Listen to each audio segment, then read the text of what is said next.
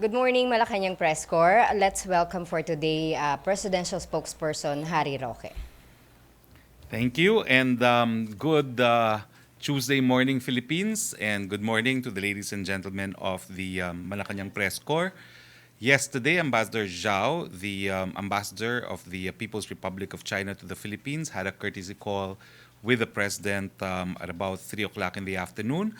The president and Ambassador Zhao discussed the upcoming visit of President Xi to the country this November, which both agreed would further cement the already strong relations between the Philippines and China. China, of course, expressed concern over a military exercise that the United States will be conducting in the area at about the same time that the Chinese president will be in the Philippines. The president said that we will not take part in that military exercise. Both agreed that joint exploration in the disputed West Philippine Sea would be to each other's interests, to both countries' interests, and China reiterated that they do not desire any military confrontation as a result of the West Philippine Sea, either with any of the claimant states or with any other powers, because China is the biggest user of the West Philippine Sea, and any military confrontation in the West Philippine Sea will have dire consequences as far as Chinese commerce is concerned. The Chinese ambassador then affirmed Chinese financial assistance in connection with a page-long list of projects which I hope to distribute by the end of this press briefing. Now, we also had the 30th cabinet meeting yesterday, and I think the most important highlight of that meeting was the president approved unimpeded importation of rice as a measure to reduce inflation. No? After a presentation conducted by Finance Secretary Sunny Dominguez that food items now is primarily responsible for an even increased inflation rate for the last month, the president ordered the unimpeded importation of rice. He wants to flood the market with rice so that even if the price of crude and other oil prices should go up still further, that the people will have access to affordable rice. Wala na pong restrictions ngayon, basta magbayad lang ng taripa at gagamitin natin ang taripa para po sa mga Pilipinong magsasaka ng bigas. So inaasahan po natin na with this kind of an order, even giant Filipino companies like San Miguel Corporation, which was specifically mentioned in the cabinet meeting yesterday, will now be able to import rice, and that this increase in supply of rice will result in overall lowering of price of rice. Now, I underscore that this was after the finance secretary illustrated by way of graphs that non-food items, together with tobacco and oil, were responsible for the increase in inflation, and that rice, in fact, was the most important commodity whose price increase that led to the spike in inflation. So inasahan po natin na meron na tayong remedyo. Sa ngayon pa lang po, ang sabi ni Secretary Piñol naman ng Agriculture, bumababa na po ang mga presyo ng ilang mga agrikulturang produkto, kasama na rin po ang bigas dahil halos milyon na po, halos 2 milyong metric tons na po ang nakapasok. No? So, at mas marami pa pong bigas ang inaasahan na pumasok.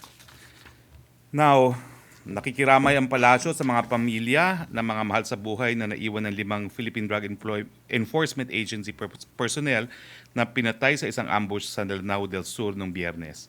Nagsimula ng gumulong ang investigasyon at ang kasong ito ay personal na tututukan mismo ng Pangulo. Makakaasa ang lahat na makakamit ang hustisya sa mga napaslang. Ang aming panalangin at pakikiramay din sa pamilya na pinatay na hukom si Judge Edmundo Pintac na humahawak sa mga kaso ng paruhinog sa Ozamis. The murder of Judge Pintac was discussed in the cabinet meeting yesterday. Inatasan ng Pangulo ang pamunuan ng Philippine National Police na gawin ang lahat upang mahuli sa lalong mabilis na panahon ang mga taong may kinalaman sa karumaldumal na mga krimen na ito. Ang mga ganitong pagpatay ay mariin naming kinukondena.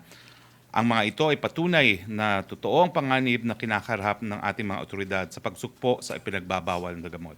These deaths attest that the drug war is real. Good news naman po tayo. We're pleased to announce that the revenues from agricultural exports grew by 32.25%, reaching a total amount of 331.6 billion in 2017, higher compared to the 250.75 billion in 2016. The Philippine Statistics Authority highlighted that fresh banana continues to be the major export commodity in the country, with the exportation of 2.86 million metric tons amounting to 56.88 billion this year. This contributes 17.15% to the total agricultural export revenues. In addition, sugar was the second top agricultural export commodity with the exportation of 440,733 metric tons amounting to 10.26 billion. This contributes 3.09% to the total agricultural export revenues. We also welcome the results of the latest maiden report on the Banking Sector Outlook Survey published by the Bangko Sentral ng Pilipinas for the first semester of 2018. According to the results of the survey, 66.7% of the respondents consider a stable outlook for the banking system, while the remaining 33.3% of the respondents view that the banking system will remain strong in the next 2 years. The bullish outlook means that the country's banking sector will continue to support the development of the country's economy, the BSP survey also stated. The survey was conducted among the president's chief executive officers, country managers of 114 banks in the Philippines. Questions, please. Okay, we're open for questions. Good morning, sir. So regarding the raising of concern by the Chinese ambassador to the President regarding these military exercises at the South China Sea during the visit of the Presidency, did he ask the President to somewhat ask also U.S. to defer that exercises? I do not know if I can go to any detail, but of course, the general consensus was we don't want anything to mar the visit of President Xi. No? So I think the DFA will do all that it can to make sure that the President Xi's visit will be fruitful and as productive as we would want it to be. Was there any directive from the President to DFA na to ask US nga na to defer that exercise during that visit? Well, again, I don't think I can go to any detail there, but we want a seamless visit of President Xi. Having an exercise there, would that affect this target of having a seamless visit of President Xi? We hope not. Next question, Christina. Sir, good morning. Welcome back. Only one day, kayo naman. Namiss Oo. namin kayo. Sir, regarding dun sa issue ng unimpeded rice imports, sir, how did what was the discussion sa cabinet and how did the president handle the situation, sir? It was a very hot issue. It was very animated, and we were one of three who had very strong views about the need of controlling inflation through increasing the supply of rice in the country. I said that, in fact, one of the reasons why I now have a phobia whenever I appear before the media is I don't know what else to say about inflation, and that I needed something big to announce. And that's why I think in the end the President said we will go by the recommendation that we should now have unimpeded importation of rice. It was highlighted that minimum access volume is a minimum, there is no maximum. And that is why the decision to liberalize, for all intents and purposes, the importation of rice was really the ultimate means by which to rein in inflation as far as food items are concerned. Unfortunately po, kinalulungkot natin na habang wala pa tayong sariling langis dito sa Pilipinas, wala tayong magagawa sa pagtaas ng presyo ng krudo at langis. Pero ngayon pong pinapayagan na natin na mag-angkat kahit sino, kahit anong quantity ng bigas, inaasahan po natin na at least mataas man ang krudo, mapapababa natin ang presyo ng bigas na pinakamalapit sa sitmura ng mamamayang Pilipino. Sir, since wala na yung so sir, anybody na may capital pwedeng mag-import ng Yes. rice. So how would you Yes. prevent naman yung mga firms na with big capital ma-monopolize, makuha yung supply ng malaki? Ang importante po, kung maraming maipasok na bigas, bubagsak ang presyo ng bigas. Ang importante rin po, magbayad sila ng taripa kasi gagamitin natin yung taripa para tulungan naman yung mga magsasakang Pilipino. Sir, when you said it was a hot issue, you mean the issue of rice smuggling or the people's may heart? Let's just say Unban- the issue was whether or not the status quo actually impedes importation of rice. Although the position of some was we are not impeding the importation of rice, the reality was there were maximum volumes allowed. No? And it was still the NFA dictating how much rice should be imported into the country. With the President's directive, the NFA no longer has any say on how much rice should be imported. Anyone who can afford it and will pay tariffs for rice will be allowed to import rice. Sir, did tempers flare during the cabinet meeting? Close. Close. Was there a shouting match? I don't think it was a shouting match. I think it was just people being assertive about their views. Shouting match between the finance secretary and the president? I don't think there was a shouting match. There was a principled and fierce discussion about how to characterize the current system and the possible solution to the problem. Was the president raising his voice or other officials? As usual, the president was listening to both sides, but decided to do with liberalizing the importation of rice. Sir, si Secretary Piñol and si Finance Secretary Dominguez, were they at odds against each other? I don't think I need to go to any details. You know, as you know, there is such a thing as executive privilege. I think it suffices to say that there was a thorough discussion of the issue, and after presenting all the issues, the president decided to fully liberalize the importation of rice. All to address inflation, sir. Yes. Thank you, sir. For the time Satisfied, being. ma'am. Oh, we have a follow-up question from Alex. Alexis, sorry. Clarification. So, yung tariffs na i-impose, ano po yung rates? Published rate naman po yan. Yun pa rin. Oo, published Okay. rate yan. So, how will it be different, yung policy? How will it be different from the bill being pushed in Congress, yung sa tarification? In effect, we did not wait for tarification. So, paano yan? Kailangan pa bang i-pass yung bill or kailangan Well, institutionalize? the consensus was there was no need for anything. The President can already order the liberalization of rice importation because, again, the language found in relevant instruments is minimum access volume. So there is no maximum. So, hanggang kailan tong policy na to? So, Wala naman pong time frame. I was actually suggesting that there should be a time frame, but there was no time frame agreed upon. Basta liberalize the importation of rice. But will Full the- liberalization. but will the palace still push for the rice tarification Yes. bill despite this policy? Yes, but we will not wait for it. Okay.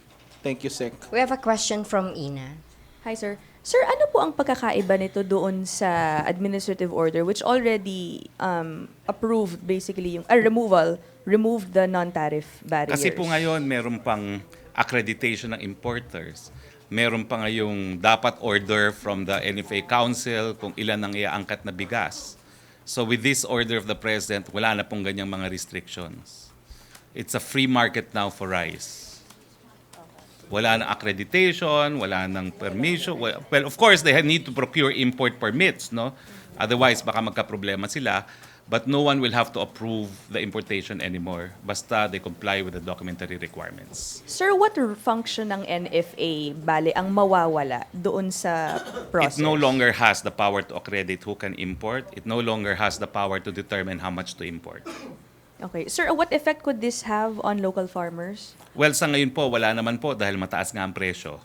Pero ang pangako po natin, yung ibabayad na taripa, isasantabi po natin yan para sa kapakanan ng ating mga lokal na mga magsasaka. At isa sa mga naiisip nga, yung libreng mga hybrid para mas malaki yung kanilang mga aanihin, libreng pataba, yung mga inputs na po pwedeng maibigay sa ating mga magsasaka. Okay. We still have some follow-up questions sa likod. Si Miss Chona. Other issues. Two questions, sir. Una, yung results sa medical test ni Presidente. And second, what is your decision? Are you leaving the cabinet? On the first question, I cannot answer because I have no information. Okay? I know it's ridiculous, but that's the truth. And there was no consensus to what extent information on the president's health will be divulged. We will abide with the provision of the Constitution. We take it that whatever the president has is not serious for the constitutional provision to apply. So we leave it at that. Okay. Now, my decision, we're still talking. I talked to the president yesterday afternoon, and talks have not yet been concluded. We will continue our conversation. Sir, sabi po ni Secretary Panelo, cancer-free si Presidente. And- Alam nyo, that's a very difficult predicament for me. I'm not in a position to say that. But I think the decision was the president will comply with the constitutional provision that unless he has a serious illness, he wants to treat his medical condition as being private and covered by confidentiality. Okay. Sir, pero dahil... And I'm sorry, I'm not privy to information on his health. Okay, Raymond, Bombo. Sorry. Sir, but I remember last Friday during our last meeting, you mentioned that if you were to come back Monday or today, you will be asking the president to release a medical bulletin and even his doctor to explain to clear once and for all about his mental or health condition. I think I've answered that. The president has opted to comply with the constitutional provision. Unless it's serious, he will treat his medical condition as being private. So, sir, the option of running for senator 2019 is still an option. Right now, I'm still talking to the president. Okay, Deo. Okay na. Joyce Balancio. Sir, do you deny, kasi si Attorney Panelo na po yung nagsabi na the President himself announced yesterday during the cabinet meeting that he is cancer-free. Do you deny that the President made such announcement? I do not deny nor confirm. I'm saying I'm not privy to information. And what the president, I think, said yesterday was he wants his medical information to remain confidential and private. Okay. Sir, sa column niyo lang po sa Tribune, you said, as I am about to chart a new direction, I assure our people that they will be the first to know. Can you expound on that? What do you mean by that? Exactly by that. If a decision has been reached, then, of course, I'll have to notify the people. First, the Malacañang press corps, because I owe you that. Okay, si Henry muna. Next. Thank you. Secretary, ang pagiging press secretary ba ay tinatanggap ninyo or napupusuan ninyo? Pinag-uusapan pa po. Pero ano ang tsansa na tanggapin ninyo ito? Gusto ba ninyo ito o hindi? Pinag-uusapan pa po. Satisfied? Si Maricel. Sir, was there any development that led you to this, kumbaga, stalemate na pinag-uusapan pa? May nangyari po ba over the weekend? Wala naman po. It's just that mahirap sumagot ng mga tanong na wala kang kasagutan and is expected to know information. No? So sa akin, wala naman pong ibig sabihin yun. No? It's just that, paano po ito? No? I'm not able to say anything about his health and you want to know it. No? So sa akin, I need to do my job very well. And if I'm not able to, I will not settle for anything half-baked. I think you know that. So, pinag-uusapan naman po itong mga bagay-bagay na ito. Okay, Deo. Sir, ano po ba status nyo ngayon? On leave po ba kayo or may aalis pa po ba kayo bukas out of the country? Talagang magli-leave po ako talaga. Talagang scheduled po ako for leave. So I really will be on leave. But number one, the information on the rice liberalization had to be announced today to assure the people na may ginagawa po ang ating presidente. Presidente na po mismo nagdesisyon. Kahit ano pang mangyari sa mga bagay na hindi natin makontrol, nais niya na abot kaya yung pagkain para sa ating mamamayan. So naka-leave po dapat kayo ngayon, but then you had to announce something. Yes, so babawiin ko yung mga leave ko dahil sayang naman, nagtrabaho naman ako, pero magli-leave po talaga ako beginning the 11th. Until when, sir? Yeah, 11th. And then I'll be back on the 15th because Bago I'm attending mag-file. a conference. Okay, we have Maricel and then Joseph. I'm attending a conference po in China. Hi sir, good morning. Sir, may we know kung ano po yung napag-usapan ninyo ni Presidente kahapon? Pabayaan nyo na po muna yun dahil wala pa nga pinagtatapusan yung aming usapan. Pero sir, what are your considerations in making your decision whether to run or to stay in the cabinet? I need to be able to do my job to the best that I could. And did the President ask you na pumasok po muna ngayon while making Hindi the naman po, decision? but it's my decision kasi importante yung decision pagdating po dun sa bigas. Pero matagal na po ako talaga, check nyo po sa records, matagal na ako nag-file for leave. Kaya hindi po, it's not a big deal. Matagal na po naka-schedule yung leave ko. Sir, pardon me for asking, but hindi naman because of a bit tampo with the President, that's why you announced that you were on leave Wala naman pong yesterday. dahilan para magtampo. It's just a matter of, if at all, I need to be a pro in my job. And I think you know what I'm talking about, no? A pro. I have to be an absolute pro in this job. And much of this job really depends on how credible I am to you and to the people. And if I do not have information that is required to get that credibility, I will not be efficient in the job. That's why it will be half-baked. Ayoko naman po ng ganun. Whenever I do something, I give it my best. Sir, kasi we heard na you have personal plans to travel abroad, I think, by tomorrow. So will this still push through, or do you have any plans of joining the President to Bali? I'm not joining Bali po. I'm going because the conference is sponsored by an association of which I'm the president. So I never advertise my involvement in professional and academic organizations, but I'm president of that association that's going to have a intersessional conference in Beijing. We will be, in fact, the sponsor of the biennial conference in 2019. But sir, last na lang. So does it mean that you won't be on leave? You will still answer will you still be holding briefing, press conferences? For now, yes. I will be here on Thursday, but then I will leave and then I will be back on Monday. Okay. Thank you, sir. Joseph, Prince, and then Tuesday. Sir, earlier, you said that the consensus, actually, there was no consensus as to what extent the palace is willing to divulge the medical status of the Well, president. let's put it this way. The president will abide by the Constitution, but because it is not serious, he will treat his medical condition as confidential. All right, meaning, sir, if you use the word consensus, there was a discussion whether it should be disclosed or not, whatever the ailment, serious or otherwise. There was at least a discussion between one person in the cabinet and the president. And who's that one person? Is Me. that you? Okay. All right. So, ibig sabihin, sir, you're saying because it is not serious, It is not serious. It does not have to be divulged. but there is something. Well, he had tests, and we have to await the results of the tests. There are But no the results president, yet. no, but the president said during that speech, the PMA speech, that he will disclose whatever it is, right? Let us wait for his disclosure because anything that is confidential can be waived by the person alone. Not even an alter ego can waive that for the press, and that's his discretion. So when he speaks about it in public, then he waives his right to confidentiality. Okay. Sir, natanong niyo na, ba't hindi niyo po alam yung sa Hong Kong? Huh? Yung sa Hong Kong na trip niya, you didn't know na...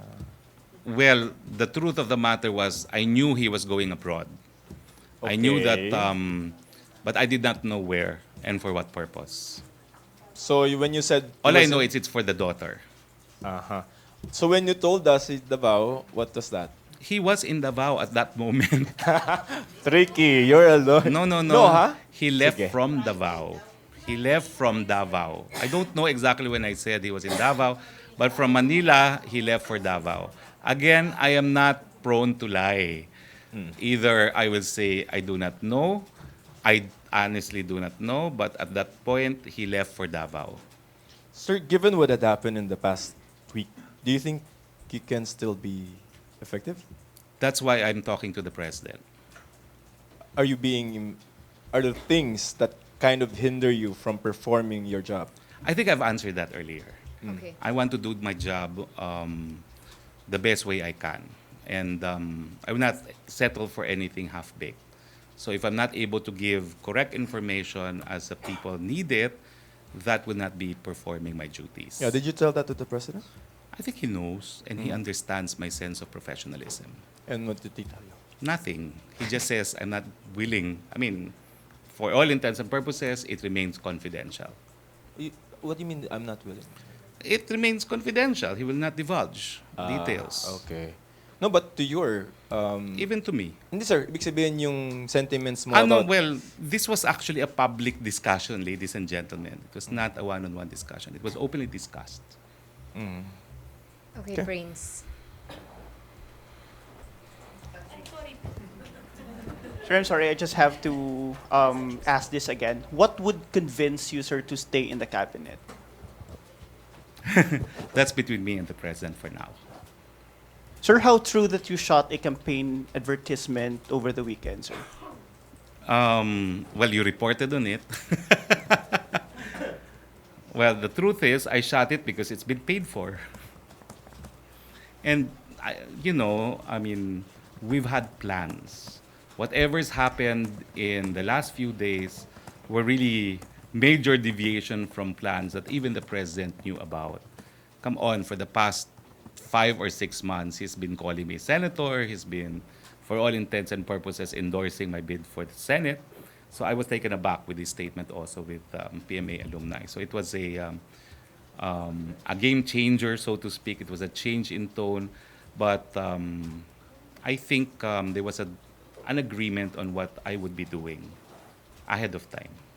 Sir, last na lang, what will make you pursue your bid for a Senate seat, sir? As I said, I'm discussing with the president, and I'd rather that the president and I agree on a course of action.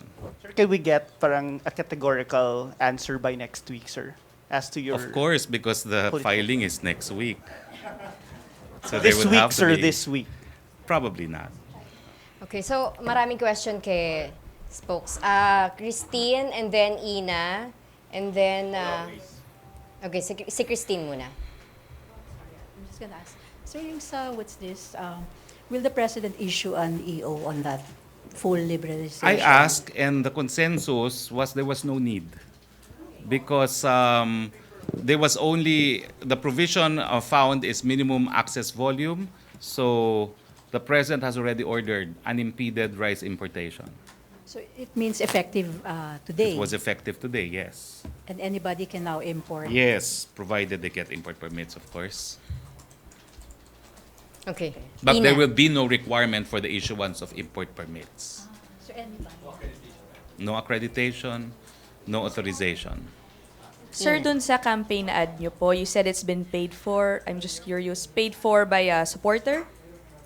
I've had to pay for it, of course. You paid for it. Yes. So isn't this, sir, basically an indication that you are headed towards It was running paid already? for like months ago. Okay. Sir, have you decided on the offer to be press secretary? Have you officially declined it? As I said, we're talking with the president still. Okay. And sir, dun sa... Because it really is a new development which deviates from a course of action that was approved also by the president in the past. Okay. Sir, dun sa medical, the test results, you mentioned that hintayin pa rin natin yung resulta ng test, but there seems to be a conclusion that it's not serious, which would imply na may lumabas na po na resulta. Hindi ko po alam. See, that's the point. I will not be as brave as Secretary Panelo.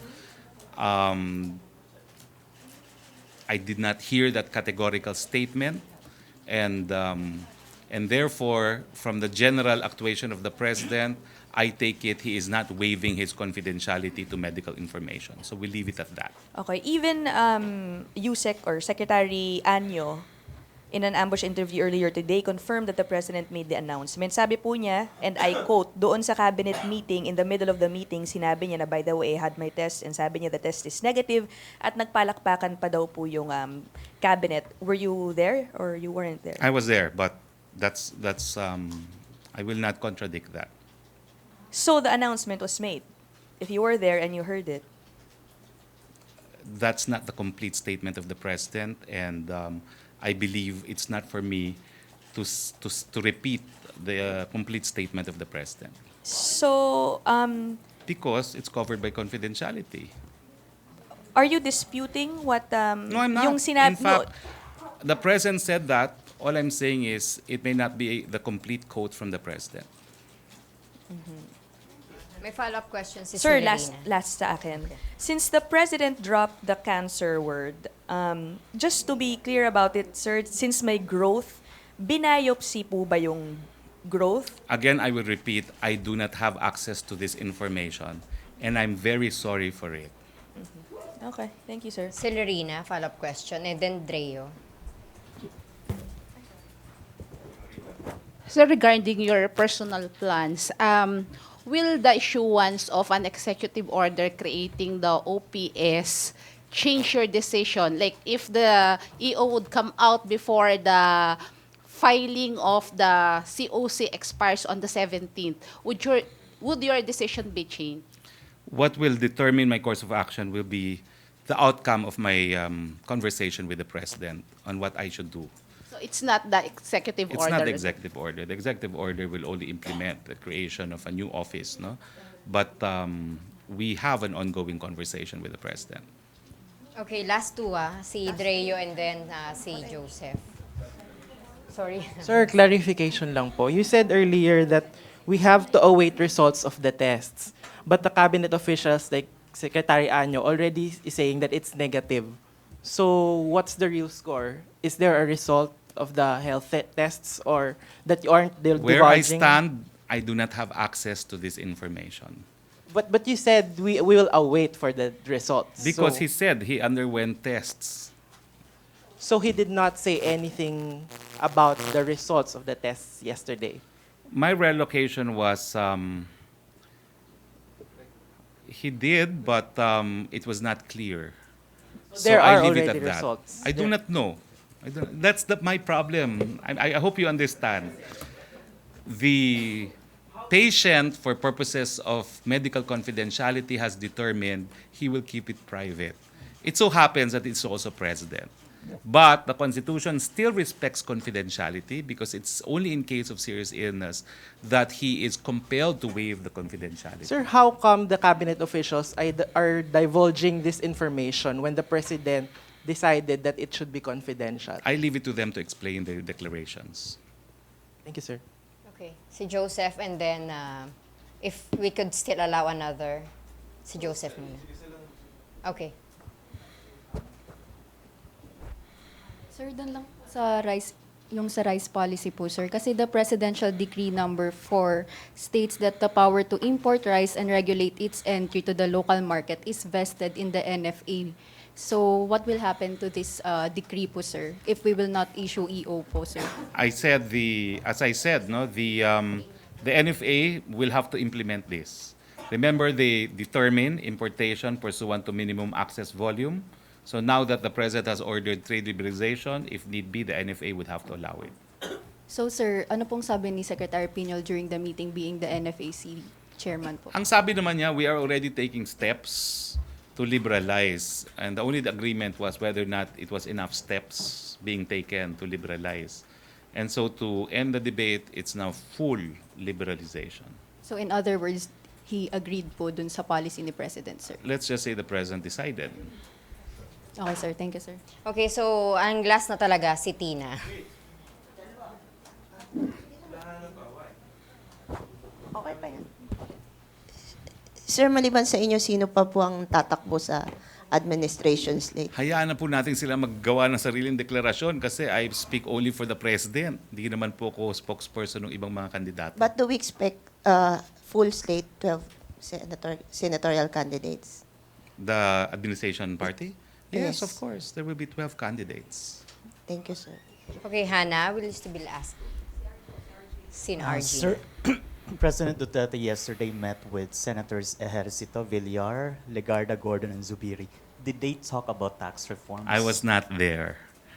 Where was I? There were so many meetings yesterday. Oh, I forgot to announce that also there's now, they have at least 5 telcos have purchased forms for the bidding. I do not have the details now, but I think in an earlier interview, Secretary Rio also identified some of the bidders, including a company owned by Mr. Velarde, a company owned by Mr. Dennis Uy, among others, no? But there are 5 of them, no? And I think of the 5, the identity of only 1 is unknown. What else? But in the palace schedule, sir, what was supposed to be the agenda of that meeting with senators? I'm not privy to the agenda. Thank you, sir. Joseph, magtatanong ka pa? Okay, and then last na talaga si Joyce after Joseph. And Henry. Sir, I just don't want to misquote you, no, but earlier you said that the president himself said that I'm referring to the president, I am not willing to divulge. That was his soundbite? He's not waiving his confidentiality. Okay. You said also that you have no access. You've tried asking naman about the status of the results? I did. So you're being denied access to? I was not given access. What I, did I they- was not given any information. When you ask, what did they tell you? Nothing lang. Nothing. Nothing. I think it makes my job difficult, if you ask me. No? As obviously now, it's proven to be difficult. But what can I say?